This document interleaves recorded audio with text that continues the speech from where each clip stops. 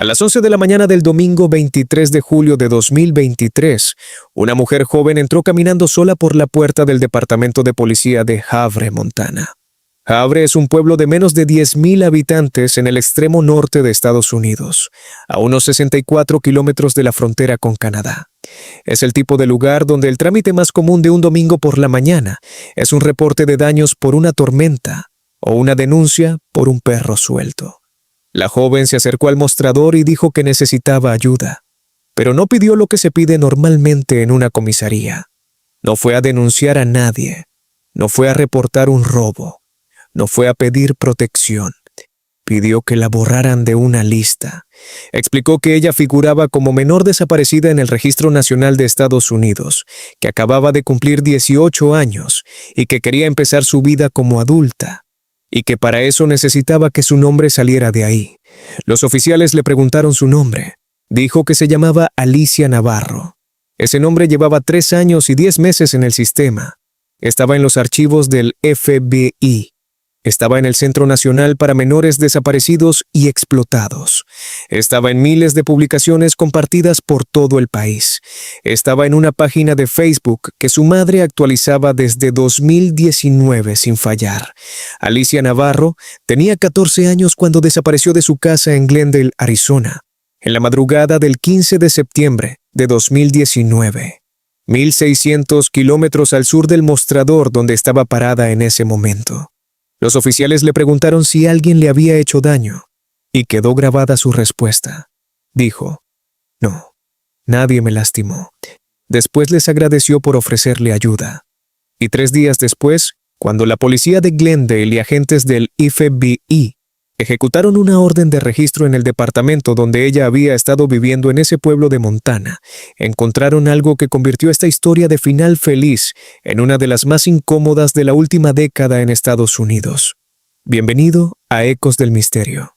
Si te interesan este tipo de casos reales, suscríbete al canal, activa la campanita y déjame tu me gusta, porque eso es lo que hace que estas historias le lleguen a más personas. Y cuéntame en los comentarios desde qué país me estás escuchando. Me encanta leerte y saber hasta dónde llegan estos casos.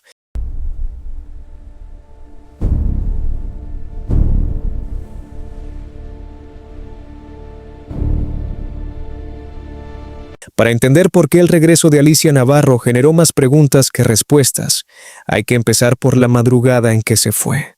Domingo, 15 de septiembre de 2019. Glendale, Arizona. Glendale es un suburbio del área metropolitana de Phoenix. Casas de una planta, calles anchas, palmeras, estacionamientos amplios y ese calor del desierto de Sonora que en septiembre todavía aprieta fuerte incluso de madrugada. En una de esas casas dormía la familia Navarro. Y en algún momento de esa madrugada, mientras sus padres dormían, Alicia se levantó. Tomó 2 cosas. Su computadora portátil y su teléfono celular. Eso es todo. Nada de ropa, nada de dinero en efectivo del que se supiera. Nada de documentos, una laptop y un teléfono. Ese detalle que en su momento pareció menor es uno de los más significativos de todo el caso. Y ya vas a entender por qué.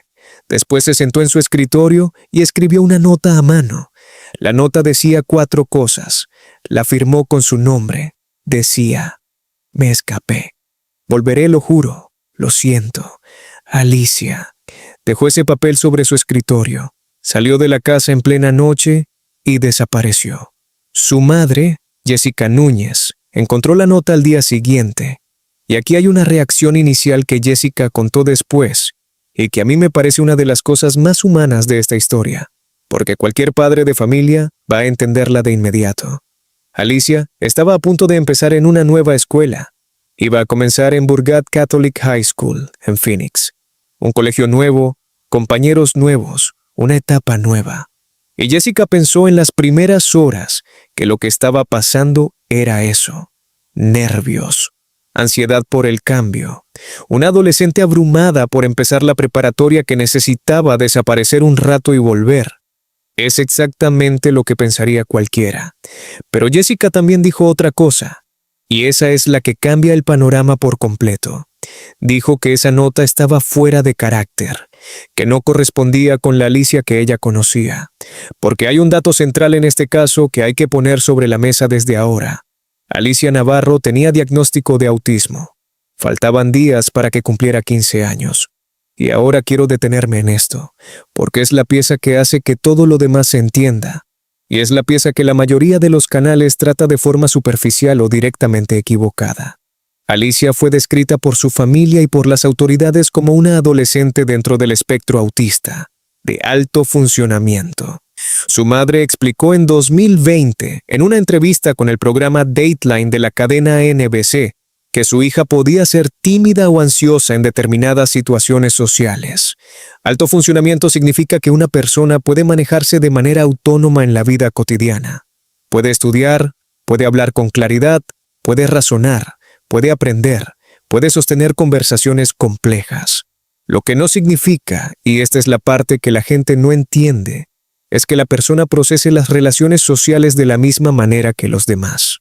Muchas personas dentro del espectro tienen dificultades específicas para leer intenciones ocultas, para detectar cuando alguien está siendo falso, para identificar manipulación emocional, para interpretar el subtexto de una conversación, ese segundo piso del lenguaje donde vive casi toda la mentira humana.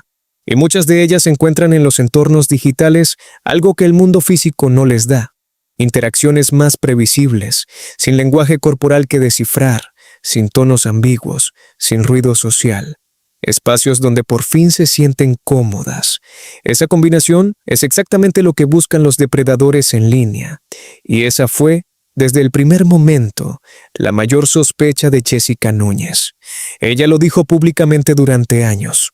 Dijo que temía que su hija hubiera sido atraída por alguien que conoció en Internet, que la hubieran engañado.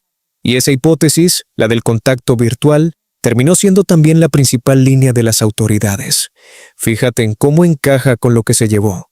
Una computadora portátil y un teléfono celular. No se llevó ropa para pasar el invierno. No se llevó provisiones. Se llevó exactamente las 2 herramientas que necesitaba para seguir en contacto con alguien. Cuando Jessica Núñez comprendió que su hija no iba a volver, empezó una búsqueda que se convertiría en una de las campañas de persona desaparecida más visibles de Arizona. El Departamento de Policía de Glendale abrió la investigación. Y aquí conviene aclarar algo, porque en la percepción pública se confunde permanentemente. Aunque Alicia hubiera dejado una nota diciendo que se escapaba, el caso fue tratado como desaparición, no como fuga voluntaria sin más. La razón es simple y es jurídica. Tenía 14 años. Una persona de 14 años no puede consentir irse de su casa a vivir con desconocidos. Legalmente, no existe eso. Cualquier adulto que la tuviera bajo su techo estaba, en principio, cometiendo un delito. Por eso entró el FBI. Por eso entró el Centro Nacional para Menores Desaparecidos y Explotados. Y por eso empezó a llegar información.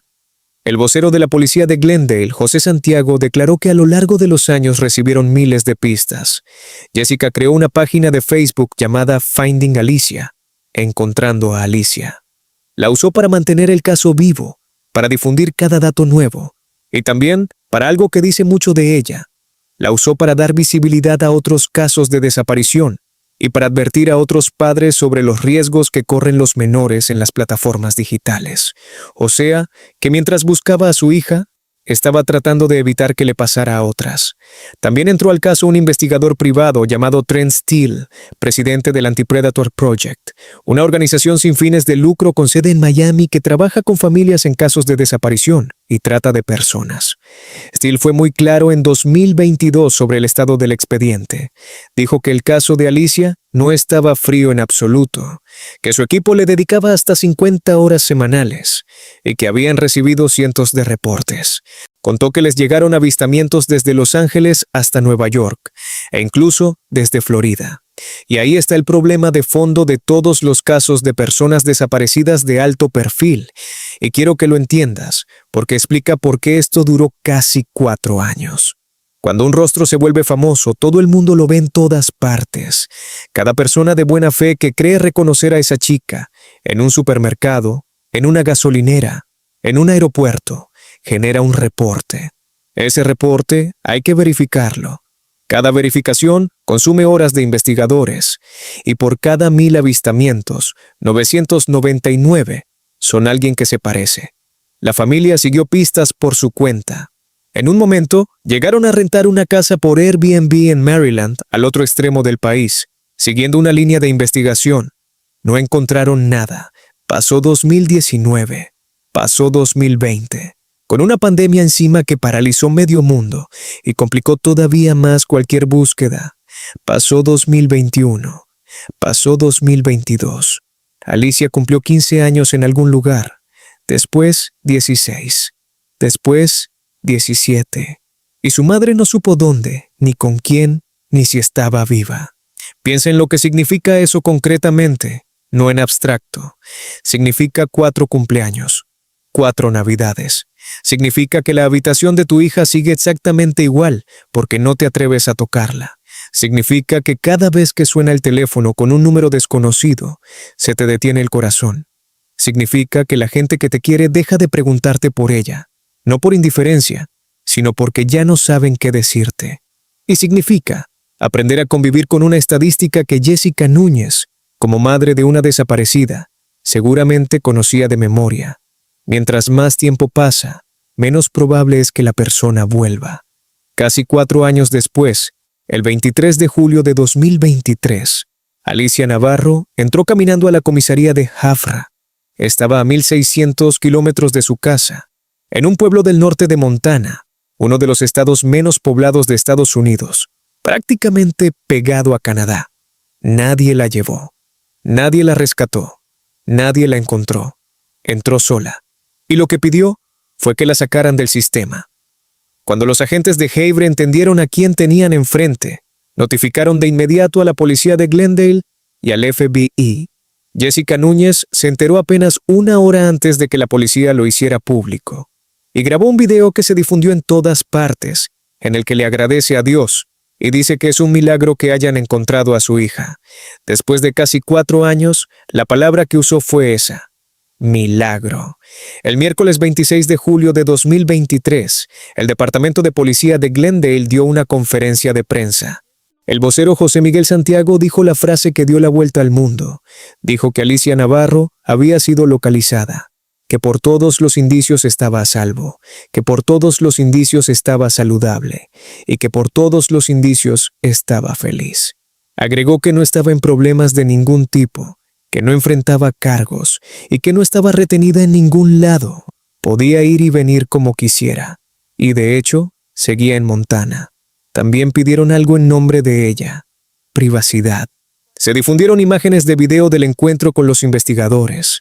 En una de ellas, cuando le preguntan si alguien le hizo daño, Alicia responde que no, que nadie la lastimó. En otra, un detective le agradece por hablar con ellos, y ella contesta que por supuesto, y le agradece a él por ofrecerle ayuda. Habla con calma, habla con educación. No parece una persona en pánico. Y eso, para el público, fue el principio del problema, porque el teniente Scott Waite, también de la policía de Glendale, dijo en esa misma conferencia algo que no encajaba con la imagen tranquilizadora. Dijo que estaban investigando todos los escenarios posibles que hubieran podido llevar a la desaparición de Navarro, y mencionó uno específicamente: secuestro. O sea que la policía, con la joven ya localizada, viva, sana y diciendo que nadie le había hecho daño, seguía manteniendo abierta la hipótesis de que hubiera habido un delito grave. La vocera Gina Wynn confirmó después que en Havre habían sido interrogadas 3 personas y que los investigadores estaban tratando de determinar qué había estado haciendo Navarro durante esos 4 años y si se había cometido algún crimen. Y entonces llegó la orden de registro. El registro se ejecutó 3 días después de que Alicia entrara a la comisaría de Havre. Los investigadores fueron a un departamento de ese pueblo buscando evidencia relacionada con su caso. Cuando tocaron la puerta, quien abrió fue Alicia. Y en ese momento, según lo que después establecieron los fiscales, los oficiales vieron algo desde la entrada. Adentro, en la cocina, había un hombre. Ese hombre tomó su teléfono celular y lo tiró al bote de basura, y después empezó a poner cosas encima para taparlo. Los oficiales lo estaban viendo hacerlo. Ese hombre se llamaba Edmund Davis. Le decían Eddie. Tenía alrededor de 36 años. Los documentos judiciales lo identificaron como el novio de Alicia Navarro. Los vecinos del edificio hablaron con la prensa en los días siguientes y sus declaraciones aportaron el dato temporal más importante que existe sobre esos 4 años. Un vecino llamado Garrett Smith, que vivía en el departamento contiguo al que fue registrado, le dijo a la agencia Associated Press que Navarro había vivido ahí con ese hombre durante al menos 1 año. Los describió como gente tranquila. Otro vecino, identificado por el New York Post como Ron Turner, describió lo que vio el día del operativo. Dijo que Navarro se había cubierto los ojos, con la cabeza baja, como si estuviera llorando mientras la policía trabajaba en la vivienda. Davis fue detenido temporalmente ese día y después liberado. Y en ese momento, el caso todavía parecía que podía cerrarse como una historia extraña pero sin delito, hasta que los investigadores revisaron el contenido del teléfono que ese hombre había tratado de esconder en la basura. Lo que encontraron en ese teléfono fue material de abuso sexual infantil. Los investigadores reportaron más de 80 imágenes, y el Departamento de Justicia del Estado de Montana describió después el contenido en términos que explican todo lo que vino a continuación. Las personas representadas eran menores de 13 años. Había 2 imágenes de niños menores de 5, incluidas imágenes de bebés y niños pequeños, además de contenido generado por computadora o animado que sexualizaba a menores. No voy a decir una palabra más sobre ese contenido, y creo que entiendes por qué. Edmund Davis fue arrestado el 23 de octubre de 2023. Le fijaron una fianza de $1 millón por 2 cargos graves de abuso sexual de niños. El 20 de noviembre de 2023 compareció ante la jueza de distrito Katie Snipes Ruiz y se declaró no culpable. Lo representaba un defensor público llamado Casey Moore. Hay un detalle de ese periodo que conviene registrar. Según relataron los vecinos a la agencia Associated Press, Davis y Navarro se mudaron del departamento de Havre pocos días después de que los medios de comunicación reportaran su ubicación. Y hay otro momento, en julio de 2023, que a mí me parece el más revelador de toda esta historia sobre el lugar en el que ella estaba parada emocionalmente. Después de que su reaparición se hizo pública, un periodista de la Associated Press fue hasta el departamento de Havre. Ahí habló con una joven que se parecía a Navarro y que hablaba como Navarro. Esa joven no dio su nombre. Dijo que quería que la dejaran en paz. Casi 1 año después, el 30 de septiembre de 2024, Edmund Davis cambió su declaración y se declaró culpable de un cargo de abuso sexual de menores. Y el 11 de febrero de 2025 llegó la sentencia. La jueza Katie Snipes Ruiz, del Tribunal de Distrito del Condado de Hill, en Montana, lo condenó a 100 años en la Penitenciaría Estatal de Montana, con 50 años suspendidos. No será elegible para libertad condicional durante 25 años. El fiscal general de Montana, Austin Knudsen, anunció la resolución. La pena impuesta coincidió exactamente con lo que había solicitado la fiscalía. Y aquí, en este punto exacto, está el nudo de todo el caso Alicia Navarro. La cosa que casi nadie explica bien y que hace que este expediente siga abierto en la conciencia pública de Estados Unidos. Ese cargo no tiene nada que ver con Alicia. Léelo otra vez, porque es el dato más importante de este video. Edmund Davis fue condenado a 100 años de prisión por poseer material de abuso sexual infantil. Ese material no involucraba a Alicia Navarro. Fue un caso de posesión independiente. Edmund Davis nunca ha sido acusado en relación con la desaparición de Alicia Navarro, ni de secuestro, ni de sustracción de menor, ni de nada relacionado con cómo una niña de 14 años de Arizona terminó viviendo en su departamento en Montana. Ese hombre está en prisión hoy y va a estar ahí durante décadas por un delito que la fiscalía encontró de casualidad, porque la única razón por la que la policía entró a ese departamento fue que Alicia Navarro decidió por su cuenta caminar hasta una comisaría un domingo por la mañana a pedir que la borraran de una lista. Si ella no hace eso, nadie revisa ese teléfono nunca. Y ahora la pregunta que todo el mundo se hizo y que merece una respuesta seria en lugar de indignación: ¿por qué no lo acusaron por la desaparición? Te voy a dar las razones reales que son incómodas, pero son las que operan en el sistema legal estadounidense.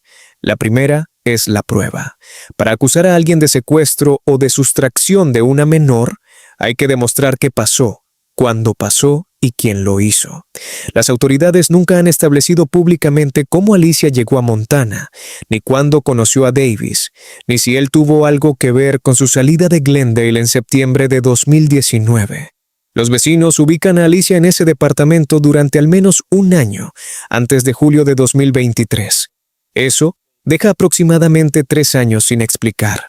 3 años en los que nadie ha dicho públicamente dónde estuvo ni con quién. La segunda razón es la víctima.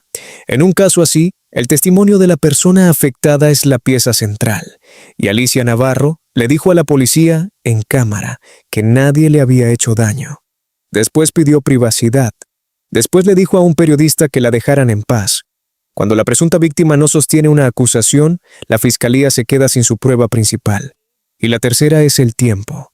Han pasado años. En delitos de este tipo, la evidencia física desaparece. Los registros digitales se borran. Los testigos se dispersan. Ahora bien, y esto es igual de importante decirlo, nada de eso significa que no haya habido delito. Significa que no se pudo probar. Son dos cosas radicalmente distintas, y confundirlas es el error más común que comete la gente cuando discute casos judiciales, porque el hecho jurídico central de esta historia no ha cambiado ni un milímetro con el paso del tiempo. Alicia Navarro tenía 14 años cuando se fue de su casa, y en Estados Unidos, como en prácticamente todo el mundo, una persona de 14 años no puede consentir nada de esto, no puede consentir irse a vivir con un adulto.